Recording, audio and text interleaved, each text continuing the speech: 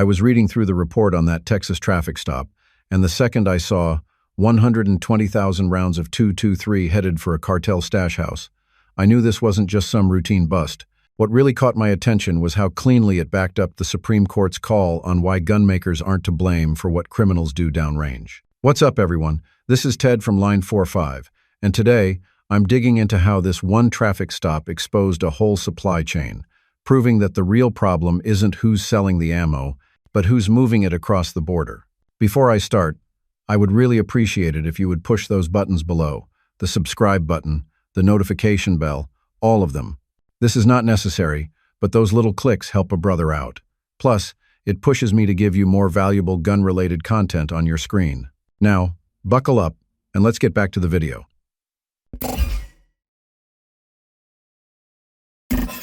I was scrolling through local enforcement reports when a headline about a traffic stop near Laredo jumped out.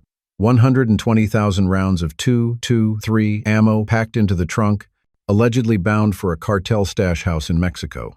When the driver, 20-year-old Charbel Garza Messias, folded under questioning and confirmed he'd been making these runs for months, the whole scale of the operation pressed into view.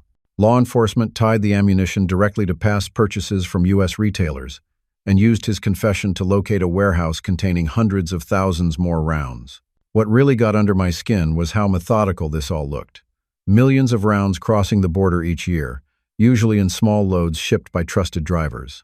That's exactly what prosecutors described, not one single massive load, but dozens of modest drops onto the same cartel logistics pipeline. They linked the ammo back from stores like Academy and Cabela's to Cartel del Noreste's hubs in Tamaulipas. The driver named names, the routes lined up, and the ammo movement became crystal clear. Every piece of the puzzle supports a pattern. Cartels rely on repeated, low-volume shipments to avoid red flags. That's a lot better than rolling gun runners with tractor trailers loaded to the roof. And here's something interesting. This bust came right after the U.S. Supreme Court refused to hear Mexico's billion-dollar lawsuit against U.S. firearms manufacturers. That court decision leaned heavily on the fact that gunmakers don't control what criminals choose to do after the sale. This bust just reinforced it with real people, real ammo traced from real shelves, and no excuses. Now here's where it really locks in, because while that ammo stash makes headlines, the caliber involved quietly confirms what most of us already know from the range and the field. The bulk of that 120,000-round haul is, again, .223 Remingtons, better known in military circles as 5.56 NATO. It's light, it's fast, it's accurate enough out to mid-range, and it doesn't beat the shooter up with recoil. You give a kid or a cartel foot soldier a half-decent AR build and a few thousand rounds of steel case .223, and they're going to feel like they're running a legit fighting rifle because in their world, they are. Cartels aren't going after exotic ammo or obscure calibers. They're buying what works, what's common, and what's dirt cheap to stockpile. You can walk into almost any American sporting goods store and find stacks of 5.56, whether brass or steel. Messias's confession showed they were sourcing from places like Academy Sports, Cabela's, and rural gun shops, all legal purchases, all above board, until they got stuffed into trunks headed south. And when you multiply that out, from small runs, repeated weekly or monthly, you start looking at millions of rounds moved per year. And this ain't some hypothetical. Federal prosecutors confirmed the cartel was using AR-15-style platforms, tricked out with drum mags, EOTech optics, and modular upgrades.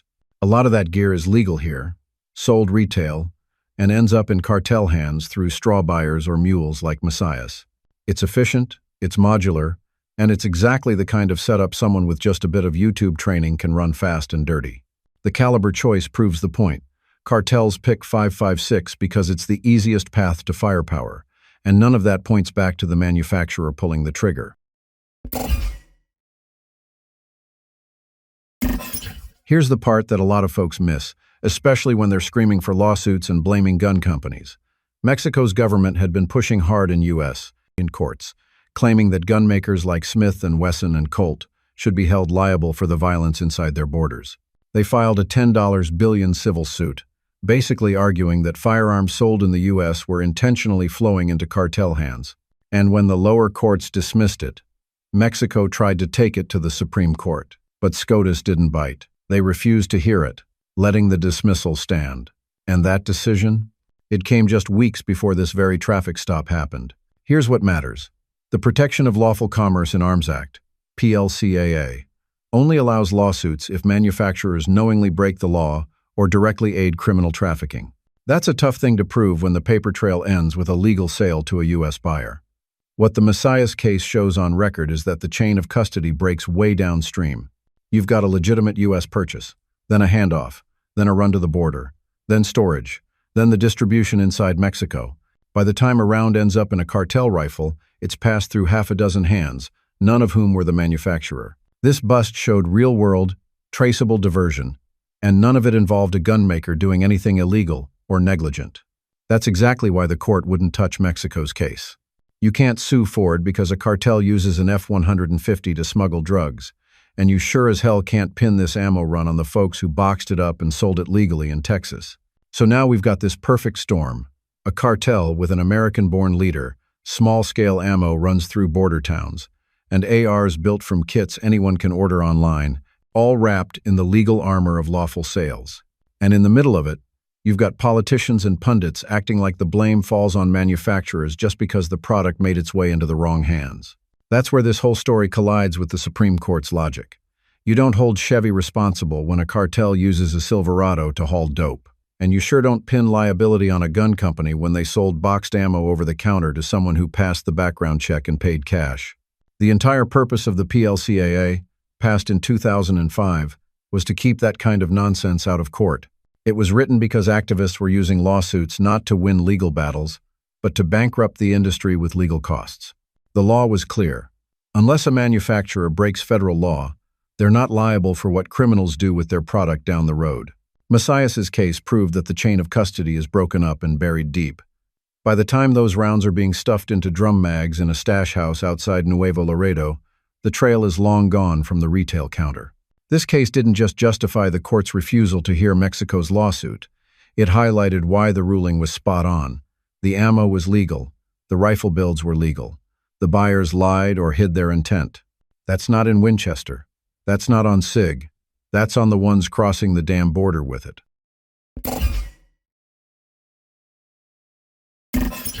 And yeah, this whole mess also exposes a quiet hypocrisy on the part of Mexico's government.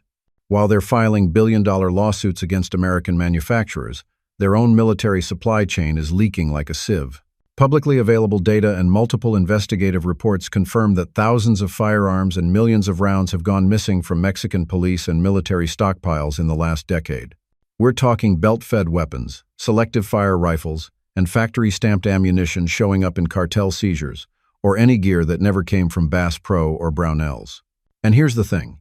In many of those cartel busts, you'll find U.S.-sourced 5.56 ammo paired with Mexican-issued rifles, a Frankenstein combination that shouldn't exist unless someone on the inside is moving product out the back door. Their own leaked government memos admit internal corruption, yet they're suing American gun companies as if that'll plug the holes.